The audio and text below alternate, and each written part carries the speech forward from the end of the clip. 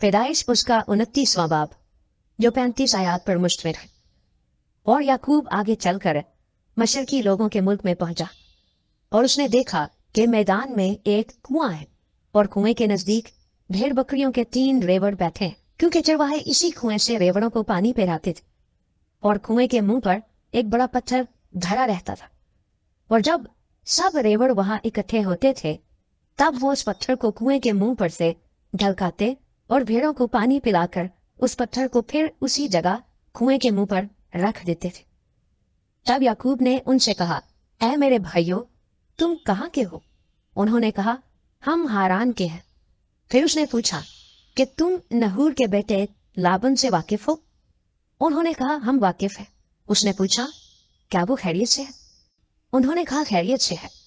और वो देख उसकी बेटी राखल भेड़ बकरियों के साथ चली आती और उसने कहा, देखो अभी तो दिन बहुत है और चौपाइयों के जमा होने का वक्त नहीं, तुम भेड़ बकरियों को पानी पिलाकर फिर चराने को ले जाओ।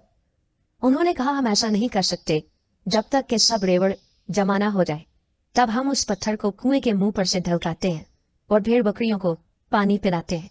वो उनसे बातें कर ही रहा था कि राखल अपने बाप की भेड़ बकरियों के साथ आई, क्योंकि वो उनको चराया करती थी।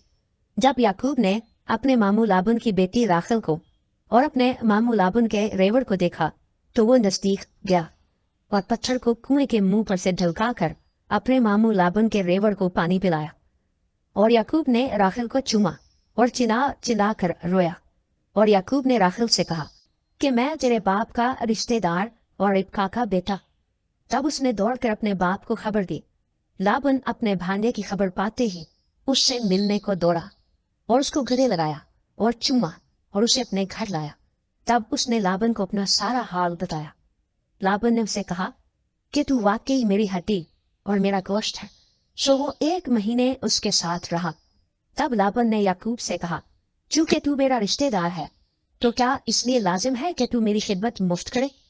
सो मुझे बता कि तेरी उजरत क्या होगी। और लाबन की 2 बेटियां थीं, बड़ी का नाम लिया और छोटी का नाम राखल था। लिया की आंखें चुंदी थीं पर राखल हसीन और खूबसूरत थी और याकूब राखल पर फरिश्ता था। सो उसने कहा कि तेरी छोटी बेटी राखल की खातिर मैं 7 बरस तेरी खिदमत कर दूंगा। लाबन ने कहा, उसे गैर आदमी को देने की जगह तो तुझी को देना बेहतर है, तू मेरे पास रह। चुनाचे याकूब 7 बरस तक राखल की खातिर खिदमत करता रहा, पर वो उसे राखल की मोहब्बत के सबब से चंद दिनों के बराबर मालूम हुए। और याकूब ने लाबन से कहा कि मेरी मुद्दत पूरी हो गई, सो मेरी बीवी मुझे दे ताकि मैं उसके पास जाऊं।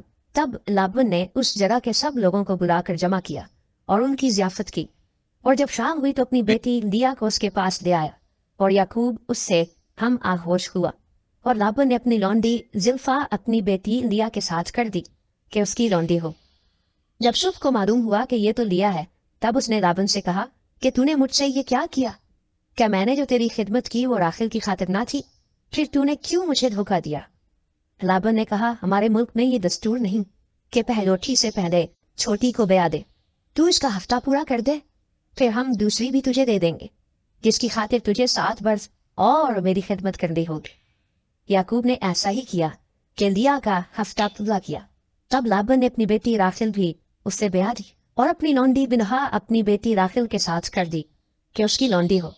सो राखिल से भी हम आगोश हुआ और वो लिया से ज्यादा राखिल को चाहता था और 7 बरस और साथ रहकर लाबन की खिदमत की। और जब खुदाउन ने देखा कि लिया से नफरत की गई तो उसने उसका राहिम खोला, मगर राखिल भांज रही। और लिया हामला हुई और उसके बेटा हुआ और उसने उसका नाम रूबन रखा, क्योंकि उसने कहा कि खुदावन ने मेरा दुख देख लिया, सो मेरा शोहर अब मुझे प्यार करेगा। वो फिर हामला हुई और उसके बेटा हुआ। तब उसने कहा कि खुदावन ने सुना कि मुझसे नफरत की गई, इसलिए उसने मुझे ये भी बख्शा। सो उसने उसका नाम शिमाउन रखा। और वो फिर हामला हुई और उसके बेटा हुआ। तब उसने कहा कि अब इस बार मेरे शोहर को मुझसे लगन होगी, क्योंकि उससे मेरे 3 बेटे हुए, इसलिए उसका नाम लावी रखा गया। और वो फिर हामला हुई और उसके बेटा हुआ। तब उसने कहा कि अब मैं खुदावन की सिताइश करूंगी, इसलिए उसका नाम यहूदा रखा। फिर उसके औलाद होने में तवक्कुफ हुआ।